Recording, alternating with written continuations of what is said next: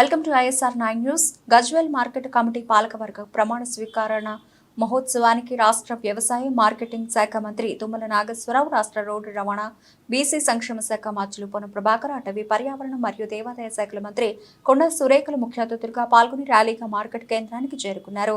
కార్యక్రమాన్ని జ్యోతి ప్రజ్వలనతో ప్రారంభించి అనంతరం chairman Narender Reddy, vice chairman Sardar Khan మరియు పాలకవర్గ సభ్యులతో ప్రమాణ స్వీకారం చేయించారు.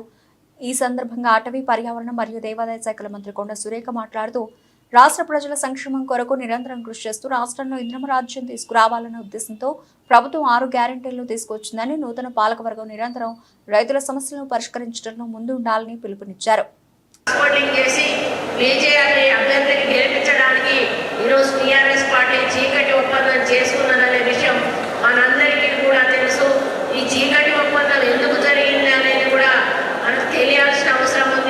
మరి కవితమ్మ జైల్లో ఉంది. బిడ్డ బయటికి రావాలంటే బీజేపీకి ఎంపీ స్థానాలు కావాలి.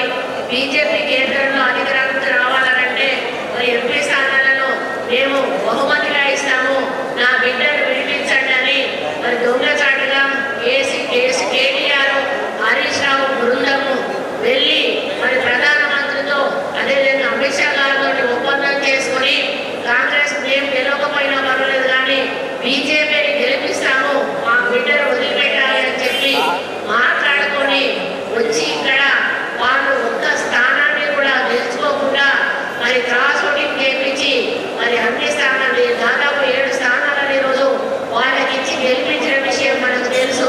మరి అది జరిగిన నెలలు కూడా కాలేదు. మరి ఇంత లోపలనే సిసోడియాకు బెయిల్ ఇచ్చిండ్రు. మరి 18 నెలల నుంచి ఉన్న సిసోడియాకి వెయ్యని బెయిలు ఏదైతే మరి పార్లమెంట్ ఎన్నికలు అయినాయో మరి కవితమ్మని వదిలిపెట్టాలంటే కవితమ్మ ముందున్న వాళ్ళని వదిలిపెట్టాలి. కాబట్టి ఆ విధంగా వారు బెయిల్ ఇచ్చిన కొన్ని రోజులకి ఈ రోజు మళ్ళా కవిత గారికి బెయిల్ ఇచ్చి బయటికి తీసుకొచ్చి మరి ఈ రోజు వాళ్ళ చీకటి ఒప్పందాన్ని బయట పెట్టుకోవడం జరిగింది.